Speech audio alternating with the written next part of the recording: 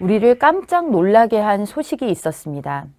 지난 태극기 집회에서 성원을 보낸 2만여 명의 시민들의 계좌를 경찰이 들여다보았다는 사실입니다. 자신들의 정치 성향은 물론이고 금융정보, 금융거래 내역을 국가가, 정부가 들여다볼 수 있었다라는 사실에 금융정보를 확인했다는 통지서를 받은 시민들은 정말 깜짝 놀라지 않을 수 없었습니다. 여기서 더욱 놀라운 사실은 같은 혐의를 받고 있던 지난 촛불 집회 모금에 대해서는 이 정부가 어떤 입장을 보였는가 하는 점입니다. 불법 모금 혐의라는 똑같은 사안을 두고 촛불 집회 모금에 대한 고발에 대해서는 검찰은 증거 불충분으로 무혐의, 종결 처리를 했습니다. 그런데 같은 혐의를 두고 태극기 집회에 후원금을 보낸 그런 시민들에 대해서는 서울지방경찰청이 적극 나서서 계좌까지 들여다본 것입니다.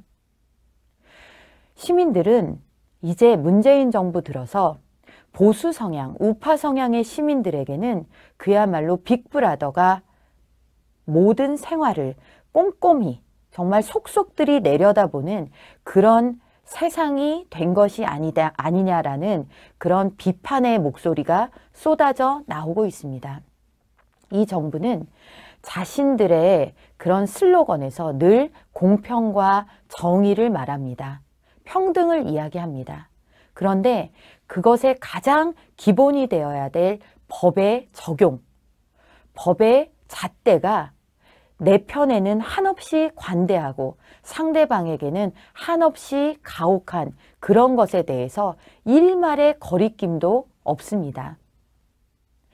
경찰이 과연 명명백백한 불법 모금 혐의에 대해서 밝히고자 그것만을 보고자 했는지, 그렇다면 촛불 집회에 대한 그런 고소, 고발에 대해서는 왜 그토록 검찰은 솜방망이 그런 물렁한 잣대를 적용했는지에 대해서 문재인 정부는 설명해야 합니다. 이제 공은 검찰에 넘어갔습니다. 검찰은 아마 딜레마에 빠졌을 것입니다. 자신들이 촛불 집회에 그토록 그 모금에 대해서 관대했듯이 그 잣대대로라면 태극기 집회의 모금에 대해서도 엄정하게 그것만을 처벌하겠다라고 과연 나설 수가 있을까요? 문재인 정부 들어서 법치의 실종에 대한 이야기를 많이 우리가 누차 해왔습니다. 이번 태극기 집회 2만여 명 시민들의 모금 내역을 들여다본 문재인 정부. 과연 어떻게 이것을 검찰에서 처리하는지 시민들이 똑똑히 지켜볼 것입니다.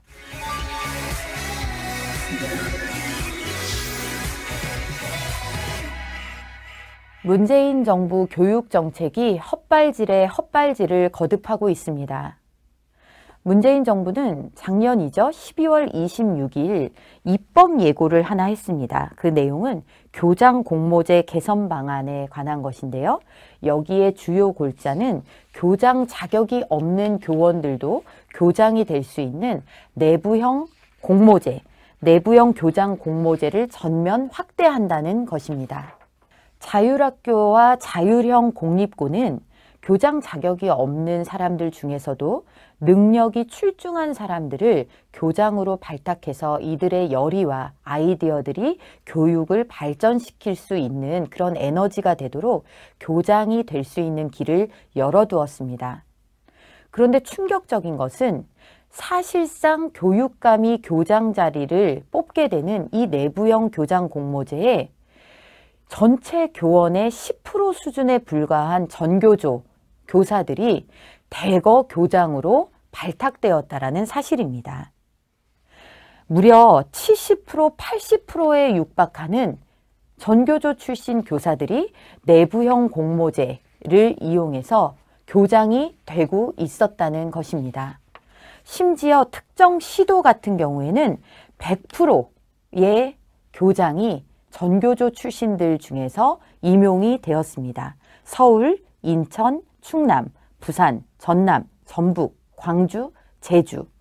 2012년부터 2016년까지 이 무자격 내부형 교장 공모제를 통해서 교장이 된 사람 전원이 전교조 출신이었습니다.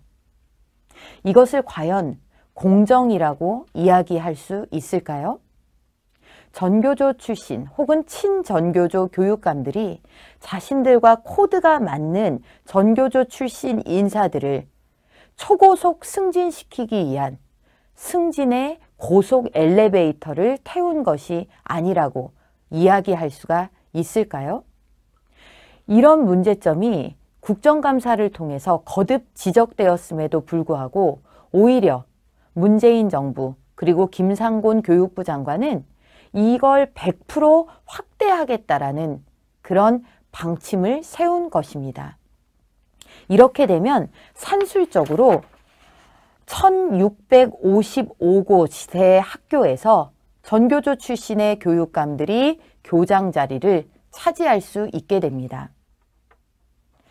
일반적으로 교장 선생님이 되려면 20년 넘는 교육 경력에 교감 선생님을 반드시 거쳐야만 교장이 될 수가 있습니다. 이렇게 많은 교원들이 한 발 한 발 교육계에 헌신하고 노력하면서 가는 교장 선생님의 자리가 전교조를 위한 그런 초고속 승진의 자리로 쓰이고 있다는 현실, 그리고 이것을 뻔뻔스럽게 문재인 정부 들어서 100% 확대하겠다는 이 현실을 우리는 지금 목격하고 있는 것입니다. 문재인 정부의 네 사람 생기기 그리고 좌파 생태계 만들기는 꾸준히 진행되고 있습니다. 코드 인사를 각급 공공기관에 내려보내고 그리고 학교를 이런 사람들로 인해서 이런 사람들로 전부 채워놓고 그리고 풀뿌리 지방조직마저도 정부의 예산을 들여서 자기 사람들화 하려는 노력들을 계속해서 하고 있습니다. 좌파 생태계는 이토록 공고하고 집요하게 구축이 되고 있습니다. 문제는 우리 스스로입니다. 우리는 지난 9년 보수 정권 동안 우파의 가치와 그리고 우파를 위해서 헌신하고 노력하는 사람들을 위한 생태계 조성이라는 그런 것에 굉장히 소홀했습니다. 방향은 다르지만 문재인 정부를 출범시킨 저들의 20년, 30년 노력과 집요함이 우리에게 시사하는 바가 큰 대목입니다. 올해는 지방선거라는 큰 정치적 이벤트가 있습니다. 문재인 정부는 개헌을 얘기하면서 지방분권 시대를 열어가는 개헌이기 때문에 반드시 지방선거와 연계해서 해야 된다라고 주장을 합니다. 국민들을 기만하는 눈가림입니다. 획일주의, 그릇된 평등주의에 사로잡힌 사람들이 지방분권이라는 지방 저마다의 특성과 그리고 지방 간의 경쟁을 통한 전체 국가의 발전에 과연 얼마만큼의 진정성과 열의가 있을까요? 지방분권이 저 사람들이 임명한 자문위원들의 개헌안 초안에서 봤듯이 대한민국의 헌법에서 자유의 가치를 지우고 설익은 사회주의 정책들을 헌법에 대못을 박는 것으로 지방분권이 이루어질 수 있겠습니까? 지방분권이 결국은 재원에 있어서의 독립, 그리고 많은 부분 지방의 스스로의 룰을 정하는 그런 지방의 자치권, 입법에 있어서의 자치, 이런 것들로 인해서 세워지는 것인데 그런 것들은 전부 등한시하고 그저 선출직을 내 손으로 뽑는 수준에서의 자치, 이런 것들을 이야기하면서 뒤로는 자신들만의 사회주의 급행열차 개헌안을 대한민국에서 뿌리 박으려는 그런 시도를 우리 자유한국당은 그리고 대한민국을 걱정하는 대다수 국민들은 좌시하지 않을 것입니다.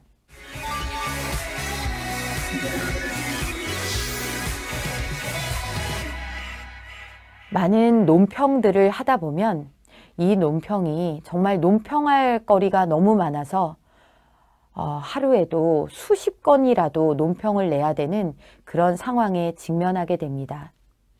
그럼 이 논평을 보고서 문재인 정부의 지지층 또 그들에게 지분이 있다고 주장하는 그런 사람들은 입만 열면 왜 대통령과 정부를 비난하는가 라고 돌팔매를 보내기도 합니다.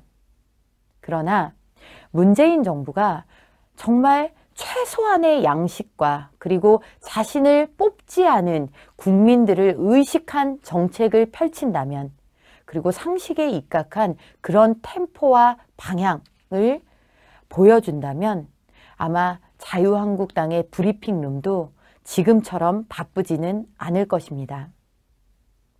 이제 거리의 광고판에 문재인 대통령의 생일을 축하하는 광고까지도 등장한다고 합니다. 자발적으로 모인 시민들, 문재인 대통령을 좋아하고 지지하는 자발적인 시민들의 성원에 의한 것이다 라고 이야기를 한다고 합니다. 글쎄요, 과연 그럴까요? 과한 것, 지나침은 모자람만 못하다라고 했습니다. 작용은 반드시 그에 상응하는 반작용을 불러일으킨다고 했습니다. 41%의 지지를 받아서 당선된 문재인 대통령. 문재인 대통령의 그야말로 탄신을 축하하는 환호성으로 대한민국의 서울 시내 도심의 지하철역이 광고판이 도배가 됐을 때 과연 그것을 바라보는 여타 국민들의 시선은 어떨까요?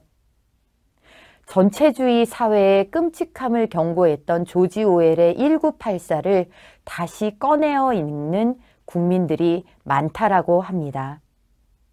과연 우리가 살고 있는 2018년의 대한민국이 우리에게 상기시키는 것이, 우리가 책장을 꺼내서 열어보게 하는 것이 1984 조지 오웰의 소설이어서야 되겠습니까? 오늘의 브리핑룸 마치겠습니다. 감사합니다.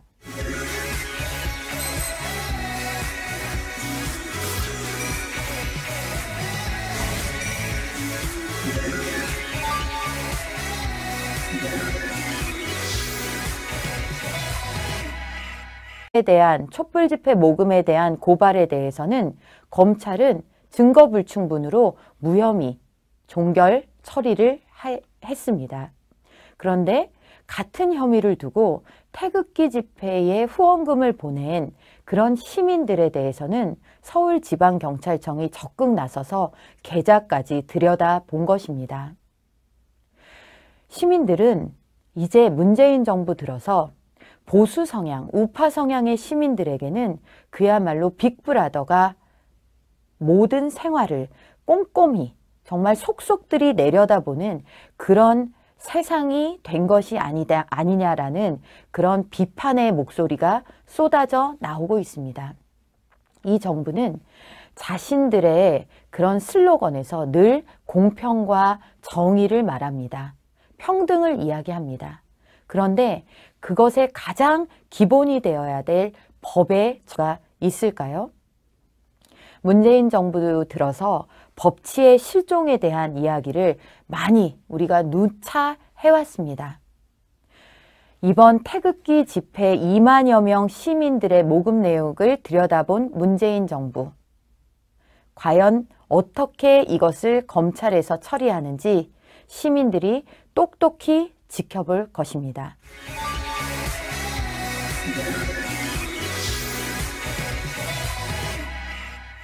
문재인 정부 교육 정책이 헛발질에 헛발질을 거듭하고 있습니다. 문재인 정부는 작년이죠. 12월 26일 입법 예고를 하나 했습니다. 그 내용은 교장 공모제 개선 방안에 관한 것인데요. 여기에 주요 골자는 교장 자격이 없는 교원들도 교장이 될 수 있는 내부형 공모제, 내부형 교장 공모제를 전면 확대한다는 것입니다.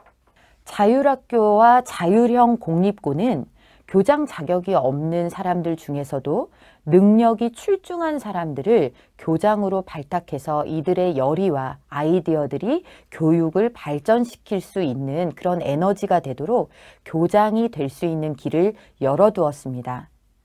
그런데 충격적인 것은 사실상 교육감이 교장 자리를 뽑게 되는 이 내부형 교장 공모제에 전체 교원의 10% 수준에 불과한 전교조 교사들이 대거 교장으로 발탁되었다라는 사실입니다.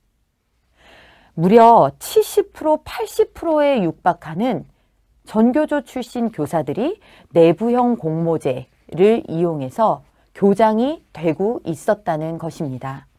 심지어 특정 시도 같은 경우에는 100%의 교장이 전교조 출신들 중에서 적용, 법의 잣대가 내 편에는 한없이 관대하고 상대방에게는 한없이 가혹한 그런 것에 대해서 일말의 거리낌도 없습니다.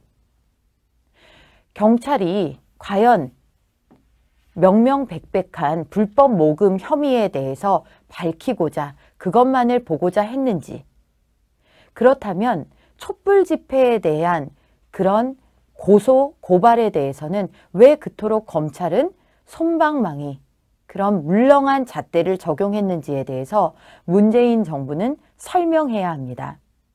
이제 공은 검찰에 넘어갔습니다. 검찰은 아마 딜레마에 빠졌을 것입니다. 자신들이 촛불 집회에 그토록 그 모금에 대해서 관대했듯이 그 잣대대로라면 태극기 집회의 모금에 대해서도 엄정하게 그것만을 처벌하겠다라고 과연 나설 수가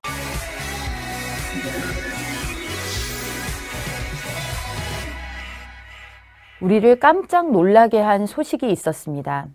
지난 태극기 집회에서 성원을 보낸 2만여 명의 시민들의 계좌를 경찰이 들여다보았다는 사실입니다.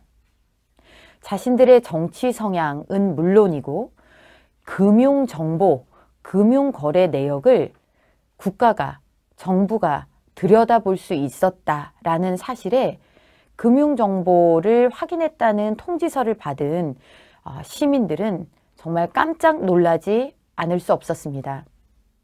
여기서 더욱 놀라운 사실은 같은 혐의를 받고 있던 지난 촛불 집회 모금에 대해서는 이 정부가 어떤 입장을 보였는가 하는 점입니다. 불법 모금 혐의라는 똑같은 사안을 두고 촛불 집회